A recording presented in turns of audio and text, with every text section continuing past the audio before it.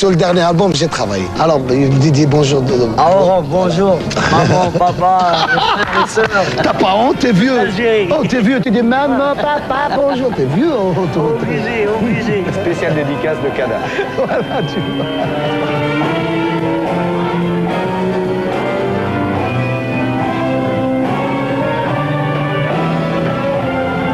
Les sorties de scène de Khaled sont tout aussi impressionnantes que ses entrées, mais encore plus tendues et nerveux.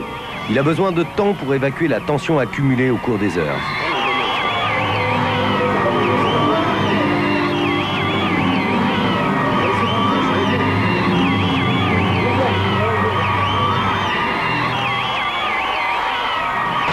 Khaled, si c'était vrai, un genoun ou un génie te propose de te transporter tout de suite ailleurs. Alors tu vas où et avec qui? À Oran, avec mes petites filles, ou bien me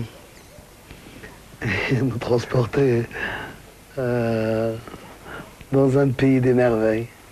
Le même genoun te propose de changer quelque chose de ton physique. Qu'est-ce que tu changes? Rien, apparemment, je pense pas, mais quand même, j'aimerais bien qu'il fasse rentrer ce petit bide que j'ai.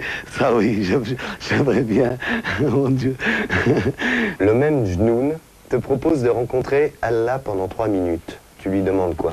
Mon Dieu, je serais ébloui.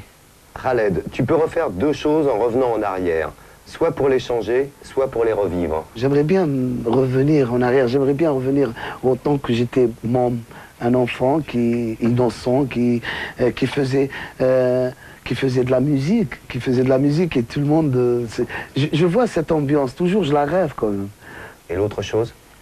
Le seul copain que j'avais autant que j'étais enfant, que je regrette vraiment parce que le bonhomme, on a grandi ensemble, on a fait la musique ensemble, après il est parti loin pour se faire tuer, quoi.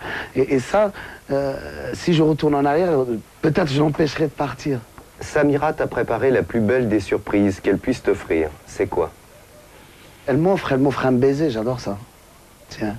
Tu es une femme, tu croises Khaled. Tu en penses quoi? Je suis une femme et je croise Khaled. Si j'aime ce qu'il fait, ben, je le félicite, je lui dis vraiment, c'est bien ce que tu fais. Et si j'étais amoureuse, je lui saute dessus, je l'embrasse, je lui dis je suis amoureuse de toi. Voilà. Alors toujours dans Si c'était vrai, tu fais une bêtise, la presse te descend ou parle de toi, te parle d'un procès et bouscule ton image. Qu'est-ce que t'en penses? Qu'est-ce que tu en dis? Histoire avec ta femme, par exemple. Par exemple, voilà. Il y a eu un procès, on est obligé d'en parler, où tu as été accusé, ou je ne sais quoi, ou enfin... Non, mais je pense quand on vit en couple, comme chaque être humain sur Terre, quand même, il y a toujours les engueulades entre les couples, quand même. Sinon, la vie, elle sert à quoi? C'est vrai. Il y a toujours... Ça, je pense que ça fait partie de l'amour aussi. Ça fait partie de l'amour. La passion. Et ça fait partie de la passion, ça fait partie de la vie. C'est une partie de notre vie qui est comme ça. Ce qui se passe en famille, je pense, c'est pas un truc... C'est privé, voilà, c'est privé, c'est pas... même, on a regretté les deux, entre les deux parties, cette histoire. Moi et ma femme, on a regretté les deux. On s'est retrouvés comme des cons. On s'est retrouvés comme des cons, et les gens en train d'écrire n'importe quoi sur nous, pour vendre un papier. Alors, c'est ça le problème, c'est que le matin où je suis allé en justice, déjà, c'est ma femme qui m'a préparé ma petite chemise et tout, pour aller me faire juger. Alors, je ne vois pas où est le problème. Eh, barakallahu fik. Shukran.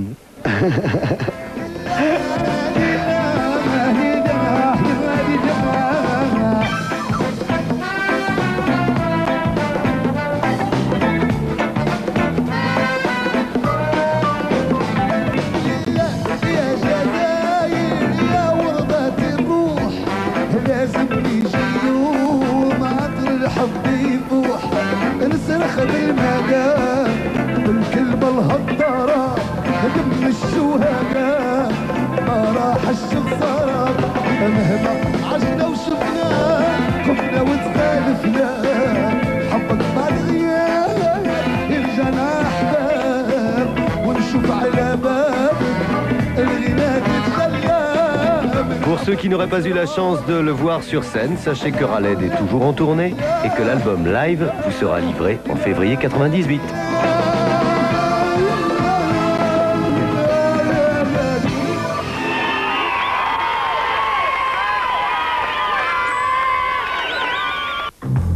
Quand Scott Bakula rencontre la femme de son meilleur ami, les ennuis pourraient bien commencer.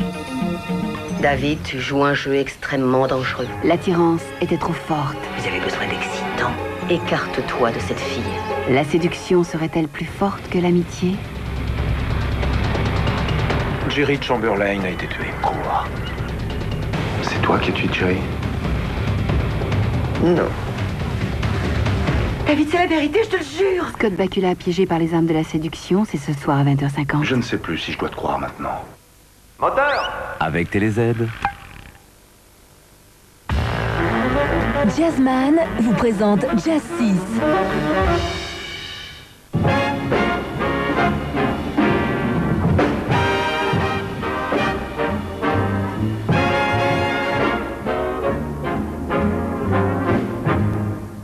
Bonsoir, ce sont deux gentlemen du jazz qui vont réjouir ce soir vos pavillons auditifs.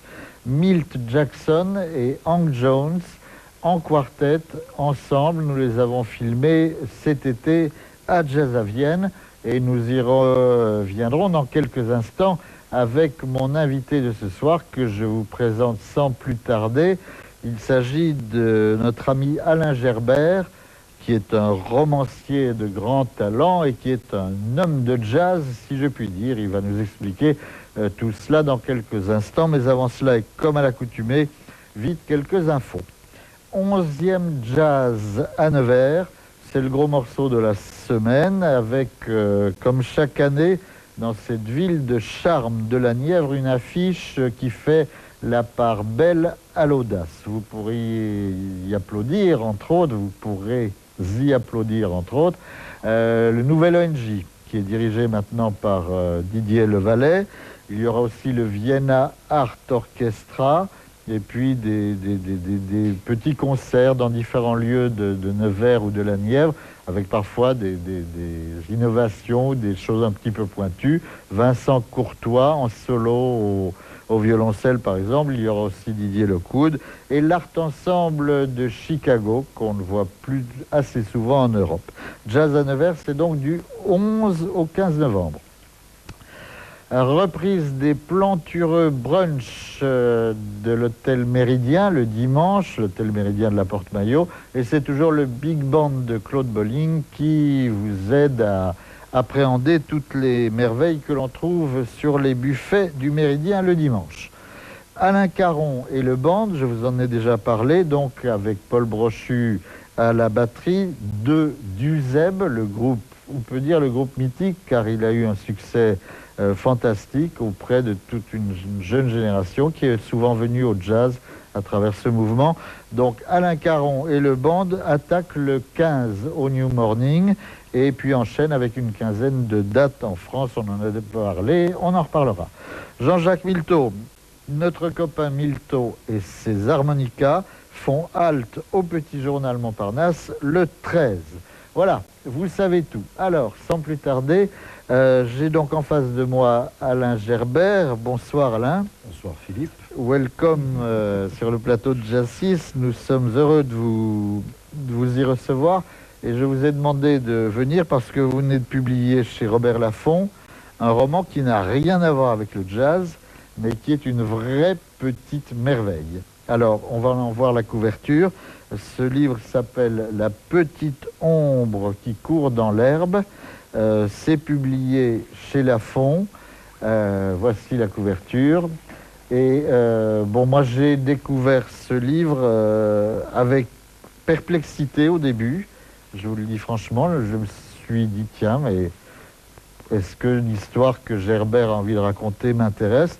Et puis alors au bout de 20 pages, c'est fini, on est dedans, on est tombé amoureux de votre personnage féminin. Je vais vous poser la question qui embête forcément les écrivains, mais résumez-nous un petit peu ce livre. J'essaie de vous faire 178 tours quand même. Alors, c'est l'histoire effectivement d'une très jeune femme, puisque au début de l'aventure, elle a 16 ans, qui vit aux États-Unis à la fin de la conquête de l'Ouest, vers 1880, quand les Indiens commencent à être déjà pas mal déplumés. Et puis, cette femme a un tel amour de la vie qu'elle se sent très mécontente de l'existence que lui font son père qui est un pochetron et son mari qui ne vaut guère mieux. Et elle se sent aussi comment murée dans un univers qui est en train, dirais-je, pardonnez-moi ce néologisme, de s'emmesquiner. Parce que c'était l'univers des grands espaces, les États-Unis, c'est en train de devenir celui de la grosse galette, ce qui n'est pas tout à fait la même chose. Et elle est en révolte contre tout ce qui lui arrive, mais surtout contre tout ce qui ne lui arrive pas. C'est-à-dire contre toutes ces illusions d'enfance qui ne se réalisent pas, qui ne se concrétisent pas. Et elle voudrait garder ce feu sacré de ces illusions à toute force. Elle va donc se lancer dans ce qu'il en reste de cette conquête de l'Ouest, c'est-à-dire cette sorte de show grandeur nature, cette sorte d'immense carnaval qui ressemble un peu au carnaval du Moyen-Âge, mais après tout la conquête de l'Ouest, ça a été le Moyen-Âge des Américains, des États-Unis, cette sorte de bamboula des plaines où tout était permis, y compris de tuer les autres et de se faire tuer par eux. Et par ce biais-là, on va pouvoir se lancer sur un chemin qui est celui du picaresque, donc du rocambolesque, du grotesque, si on veut, de beaucoup de choses. Voilà, comme ça. Voilà. Parce que on rit beaucoup en lisant votre livre. C'est drôle, c'est franchement drôle. Vous jonglez de manière sublime avec les mots, avec le vocabulaire. Et on croise tout au long de ce livre des personnages tout à fait réels, c'est-à-dire Buffalo Bill, Sitting Bull, Geronimo, les frères Dalton, enfin tous ces bandits et ces détrousseurs de grands chemins. J'ai l'impression, moi, qu'il y a derrière tout ça une documentation énorme, non? C'est vrai ce que vous racontez quand vous parlez d'un de ces bandits, de ces types qui étaient pendus à tous les arbres. Je dirais que c'est une documentation énormément sérieuse. Alors il faut saluer le maître Jean-Louis Réau-Pérou, il nous a quittés, mais c'est quand même un Français qui est un des, peut-être le plus grand spécialiste mondial de cette période. Et grâce à un ouvrage qu'on devrait bien rééditer, car il ne l'a été qu'en 1967 chez Tchou, qui s'appelle comment? Histoire du western, oui. Histoire du Far West, histoire de quelque chose. On a absolument tout, parce qu'il vous raconte l'histoire des hommes et des femmes qui ont fait cette... comment appeler ça? Oui, cette épopée de leurs mains, et qui sont des personnages bien plus colorés, bien plus magnifiques, bien plus grands jusque dans leur bassesse que ceux auxquels nous pouvons nous attendre. Vous savez, je trouve quand même formidable. On a fait je ne sais combien de westerns sur Billy the Kid et son ami Pat Garrett. Alors, il y a un duel sublime au soleil avec Pat Garrett et Billy the Kid qui se tirent dessus. En fait, que s'est-il passé? Pat Garrett était dans un coin sombre, a attendu que l'autre passe à cheval et l'a descendu dans le dos à coups de carabine. C'est assez minable, mais du coup c'est une mesquinerie qui est un petit côté. Voilà. Alors moi je recommande vraiment avec chaleur ce livre d'Alain Gerbert, La petite ombre qui court dans l'herbe. C'est paru chez Robert Laffont. C'est tendre, c'est farci d'émotions, c'est drôle. Et puis, bon, c'est agréable pour nous de saluer Alain. Maintenant, on va parler de votre autre casquette, car il y a le romancier, très fécond. Hein. Vous avez déjà publié plus de 20 ouvrages romancés. Je le crains. Je le crains. En raflant au passage, on peut le dire, quelques prix qui ne sont pas les plus mauvais, l'Interallié, la Bourse Goncourt de la Nouvelle et autres. Et donc, indépendamment du romancier, il y a l'homme qui a de tout temps été passionné par la musique de jazz. Ah oui, ça je dois dire, je l'ai découvert, ça devait être le 20 décembre 1958, tout à fait par hasard, parce qu'un professeur, comme il y en avait, comme il doit encore y en avoir maintenant, m'a fait entendre ça. C'était juste avant la cloche, vous savez, il y avait un petit coup de jazz, alors qu'il était en train d'expliquer ce qu'était la musique moderne. On avait commencé par Debussy, et on a fini par le Man I Love de Miles, qui avait été enregistré 4 ans plus tôt, hein, pour Noël en 54, avec Monk, avec Milt Jackson, dont nous allons parler tout à l'heure. Et cette musique me semblait tellement en dehors du monde que j'ai dit, mais par bravade, c'est la mienne. Mais ça a marché, je me suis pris au jeu, et puis depuis, elle ne m'a pas quitté, quoi. Voilà, alors vous êtes un homme de plume, c'est-à-dire qu'on vous a lu dans différents magazines. Actuellement, on vous retrouve, je crois, dans Diapason. C'est ça, oui. Vous êtes un homme de radio. Eh oui, ça fait 25 ans.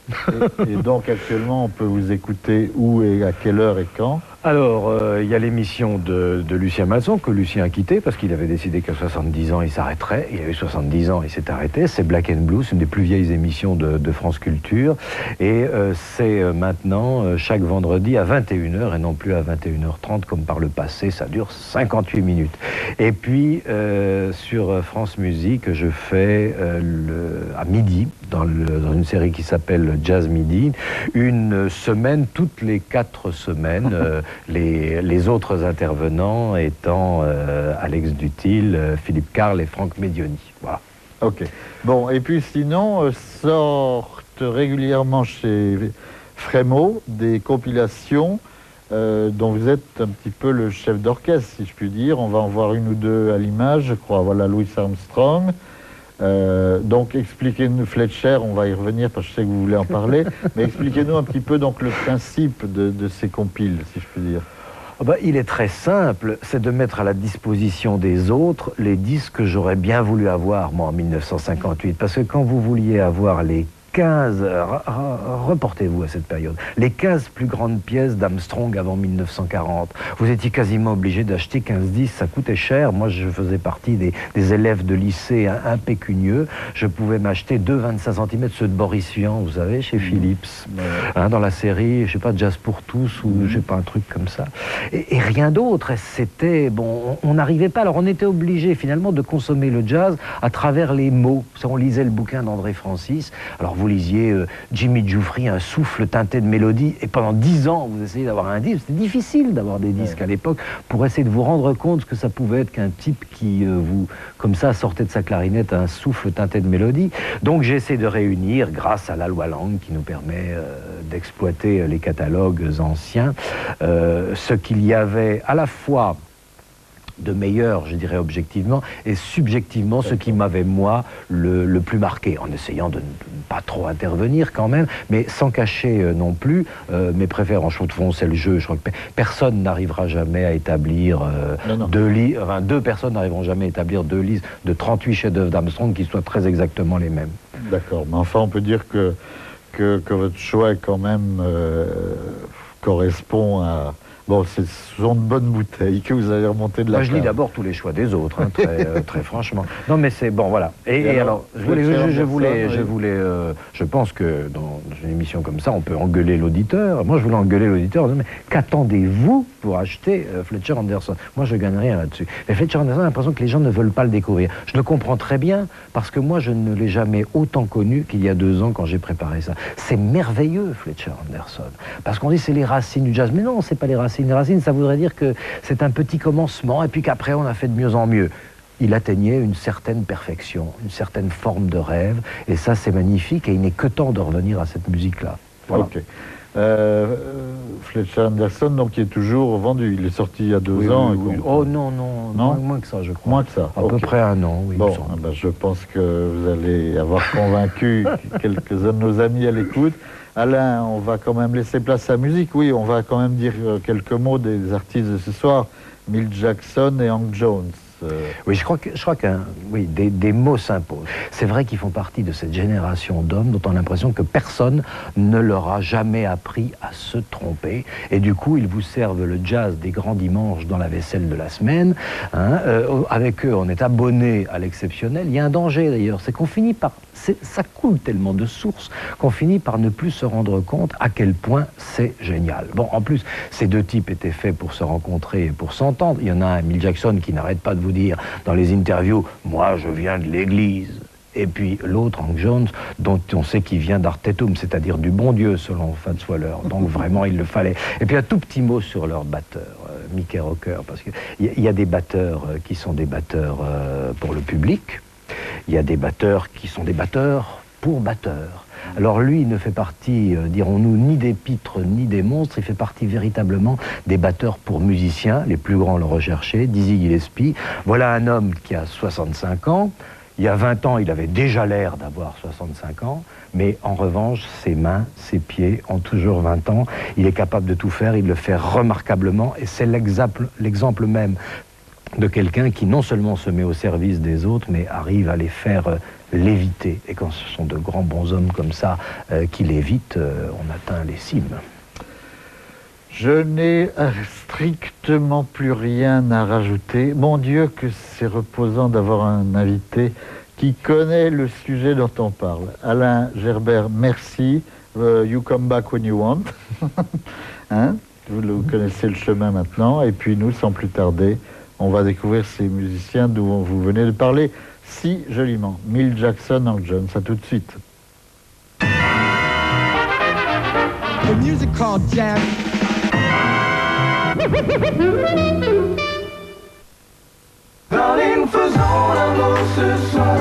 Poetic Lover. Des voix uniques. Un titre magique. Prenons notre temps. Le premier CD de titres des Poetic Lovers.